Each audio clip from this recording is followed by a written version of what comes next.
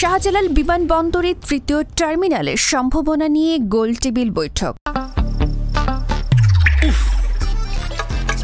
কুয়াশায় সালসুইয়ে পানি আর কত হয়রানি আছে সমাধান। বসত ঘরে লাগাও আনোয়ার শীট, সারা ঘর থাকে শুকনা, সর্দি কাশিও থাকে দূরে। আনোয়ার শীট।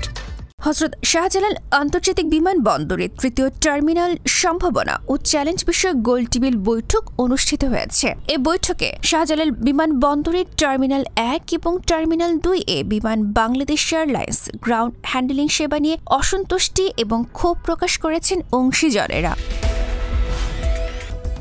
বিমানের পাশাপাশি আন্তর্জাতিক মানের প্রতিষ্ঠান দিয়ে গ্রাউন্ড হ্যান্ডলিং সেবার নিশ্চিত করার দাবি জানিয়েছেন তারা। Aviation and tourism journalist forum of Bangladesh আয়োজনে তৃতীয় টার্মিনাল সম্ভাবনা ও চ্যালেঞ্জ শীর্ষক এই গোলটেবিল বৈঠক সোমবার রাজধানীর লা মেরিডিয়ান ঢাকায় অনুষ্ঠিত হয়। বেসামরিক বিমান পরিবহন ও পর্যটন উপদেষ্টা এএফ হাসান আরিফ বলেছেন, এখন পর্যন্ত ঢাকার হযরত শাহজালাল আন্তর্জাতিক বিমানবন্দরের তৃতীয় টার্মিনালের তৈরিতে 23,000 কোটি টাকা খরচ হয়েছে।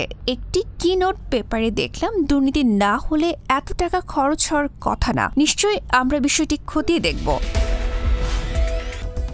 হাসান আরিফ আরও বলেন, সবকিছুতে সংস্কারের একটি বিষয় আসছে। দুদকও সংস্কার করার জন্য পদক্ষেপ নেওয়া হয়েছে। প্রতিটি বিষয় যেটি বিগত সরকারের 17 বছরে ঘটেছে সেগুলো শ্বেতপত্র আসছে। সেভাবে বিমানেরও শ্বেতপত্র আসবে। শ্বেতপত্র মানে শুধু অভিযোগ আনা না, এটি আত্মশুদ্ধিরও একটি প্রক্রিয়া। ডেস্ক রিপোর্ট, গণমানুষের আওয়াজ।